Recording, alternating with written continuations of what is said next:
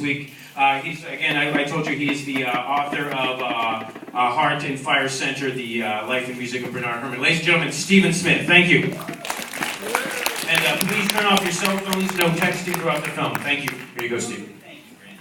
I'm going to cheat when it comes to electronic devices staying on for a couple minutes more just to check my notes.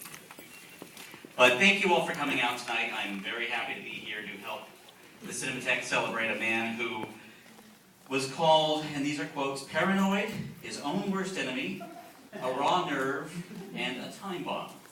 And that's what his friends said about him. It's true that Bernard Herrmann could be very cantankerous and explosive, but he was also, I would say, the greatest dramatic composer of his generation. He believed, and he often said, that the first job of a film composer is to get inside the drama. And I think that's what Herrmann did better than anyone. In 50 film scores, he made us know what the characters are thinking. He made us feel the anxiety and the fear and the passion in a way that silent images, however brilliant, couldn't.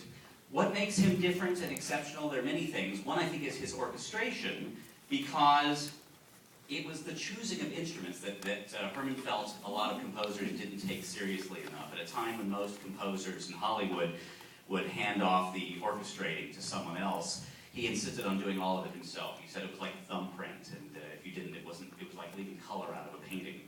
So, and it's worth pointing out that when he first came to Hollywood for 1941's Citizen Kane, it was very much the norm to use your typical orchestra, your classic group of musicians, no substitutions, no changes. But Herrmann decided that the sound of each score was unique because each movie was unique and could be tailored for it. And some of the greatest examples, some of which you'll get to hear in the next week, the all-strings score of Psycho. He chose strings only to create what he said was a black and white sound to match the black and white images. Or The Day the Earth Stood Still, where he used 2 theremins, an electric bass, an electric violin, and he even played some of the music backwards 15 years before the Beatles were doing the same thing on things like Rubber Soul and Sgt. Pepper. His music, fortunately, is very familiar to us now, I think, thanks to video and revivals like this. But it's not very often you get to hear him speak. So there's just a few seconds of him speaking that I'd like to play for you now, just to give a little sense of what he sounded like. Thanks.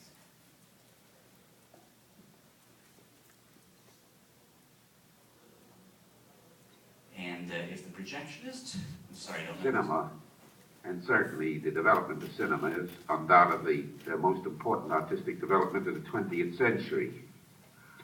And the fact that many people in the arts have refused to take it seriously in its infancy, which also at the same time happened with the gramophone, is not so. Today, a composer who writes for the cinema reaches a worldwide audience to begin with. And it is the only form of art today which uses music as part of its artistic expression. I don't feel that the theater, for example, the living theater, uses music to the extent that the cinema does. As a matter of fact, they may be bold enough to say that, with very few exceptions, a piece of film or a film cannot come to life without the help of music of some kind. Perfect, thank you. And if you're so inclined, you can hear the other side of Bernard Herrmann and hear him screaming at musicians at some of the recording sessions nowadays for things like The Day the Earth Stood Still that are out there on CD and probably on YouTube, but we won't dwell on that side of him too much. He may be best known today for his work with Alfred Hitchcock, some of which, again, you'll see this over the next few days.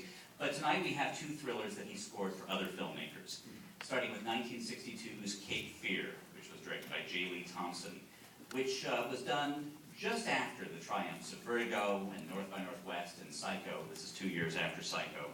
And as he did in those scores, Herrmann uses short, deceptively simple themes that he'll bring back over and over throughout the score, like a nightmare that never ends, or the relentless character of Max Cady, played with such brute force and power by Robert Mitchum.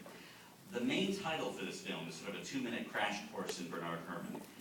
He needs just 4 notes at the beginning, you'll hear right away, 4 notes for brass that slam us like a hammer. And his entire main title is really based on this pattern, along with a shrieking cry for violins that climbs higher and higher. And the contrast between the rising violins and the falling brass suggests the 2 opponents of the film, I think, moving closer to inescapable explosion.